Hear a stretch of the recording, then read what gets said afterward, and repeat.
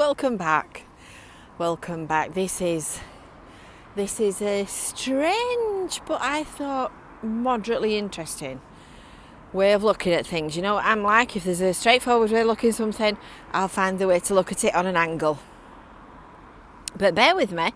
I'm going to take you for a little walk around Blackpool Seafront in winter on a Monday afternoon as it's starting to go dark. So it's all very different. If you're new here, I haven't lost my marbles. I lost them a long time ago. If you're new here, make sure that you subscribe and make sure that you've signed up to visit Fylde's weekly email newsletter, because there's loads of stuff to share. Don't just do vlogs, we do websites, we do a weekly email newsletter, social media, YouTube, the whole shooting match, anything you want. Great big events calendar with thousands of things on it. But this afternoon I'm going to take you for a little wintry walk on Blackpool Seafront. I like Blackpool when it's out of season. I've told you that a million times, and I don't exaggerate either.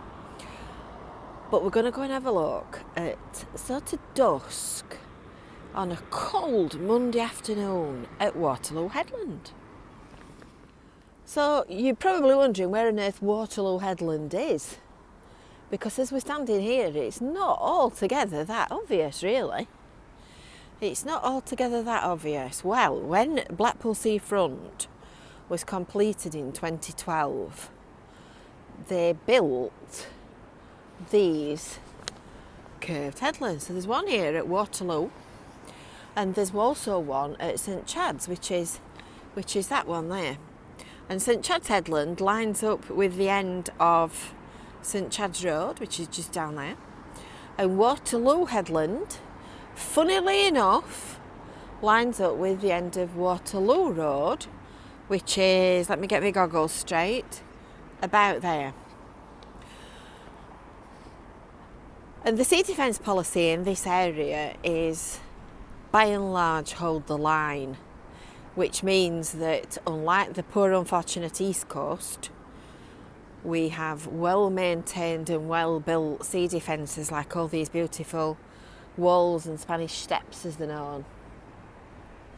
And these keep the water out.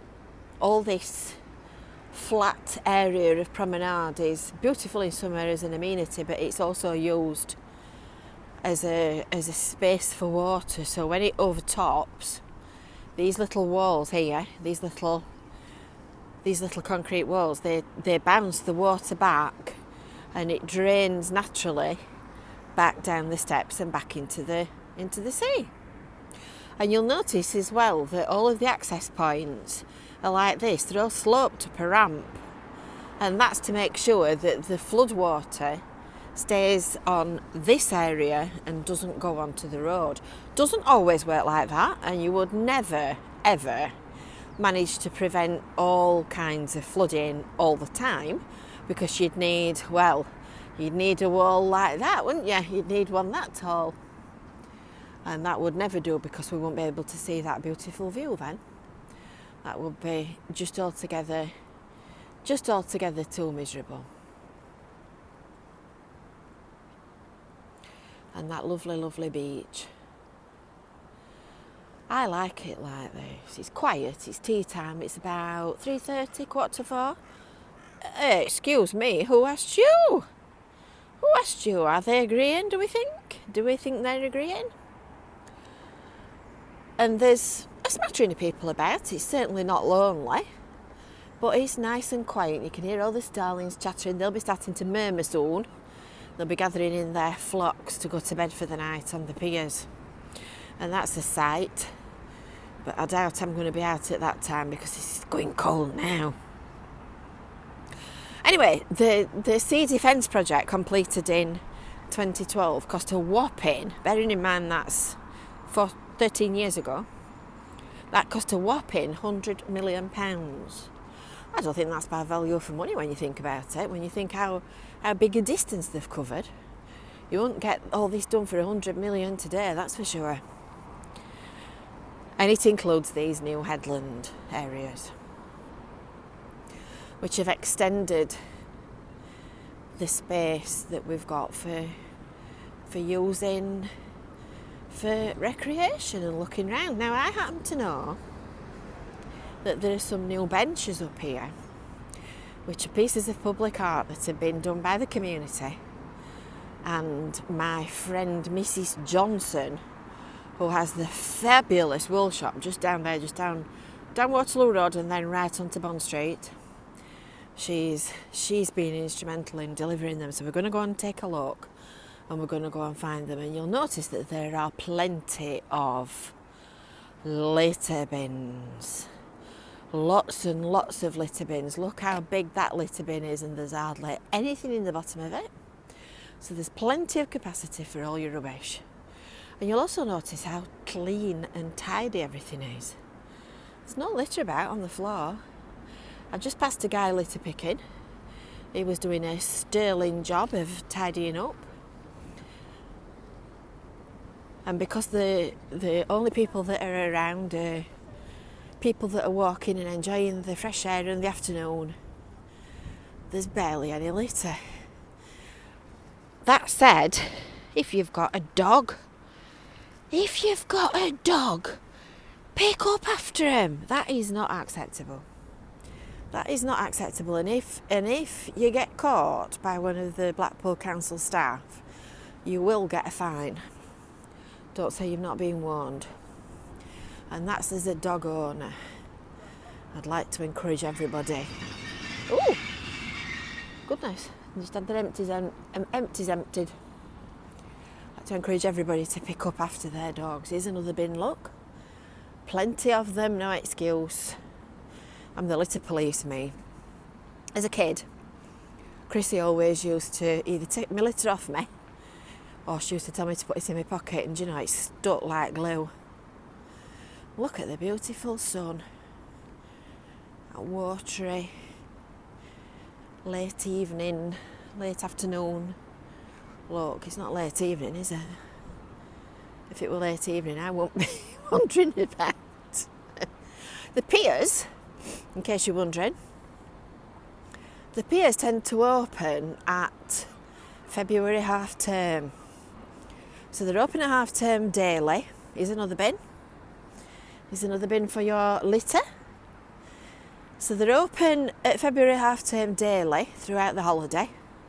And then from then onwards they open at the weekend until Easter. And then from Easter they're open daily. So that'll not be long. That'll only be a few weeks. Will not be very long at all, will it? Well, I don't know where the benches are. I wonder if they're on the other side. Ah, they're there. I've just spotted them. So this is the outward curve of Waterloo Headland. Now I can see now why the chains are still on. These are the chains that they put up for high tide, and the beach patrol people come and put them up. And I'm going to climb over the top of it, but only because I'm going to go on the concrete path. And when you look over the outer edge of the chains, you can see why the signs are up, because there's a great big water pool here at the bottom of the steps, which is not really very safe. I can only assume these two guys have got waterproof feet or something like that. I'm not sure what they're doing. I'm just wondering whether it's the guy that does the big Blackpool beach clean. In fact, I'll tell you what, let's zoom in and see if we can work it out. We're obviously filming.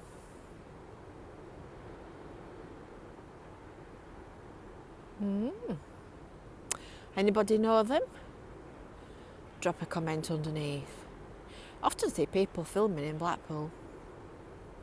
Anyway, off to look at these benches now. Thought you might be interested in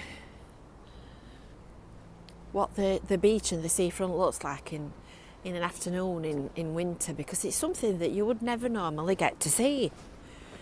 I saw the McMaster's video where he'd been to Tower Fisheries, and he commented that it seemed really strange seeing Blackpool out of season and quiet and, well, grey. And he said exactly the same thing, that he liked it at this time of year just as much as when it's busy. So these are the benches I was looking for. These are the benches. Now I'm sure they're supposed to be representing something. I'm not quite sure what, but to me they look like the arms of a windmill. Oh, they've got, it is, windmill sill benches. Chosen by residents of South Beach, managed by South Beach Beacons, funded by Arts Council England, manufactured by Butler Sheet Metal in Colne. And they've got artwork on top that reflects what's happening and has happened in the past in Blackpool. Sea swallows. That one would be very fitting in Cleveland's, wouldn't it? That one. I think they look like they want to drop a rain on them to clean them up. And this one's got Blackpool Carnival 2017 on it, because that's when Blackpool Carnival came back. Very good. Right. At that point, I'm going to love you and leave you. And I hope you've enjoyed watching this video. Don't forget to give it a like and a thumbs up and subscribe. And we will see you next time. I'll leave you on this beautiful, lovely view from Waterloo Headland. Bye for now.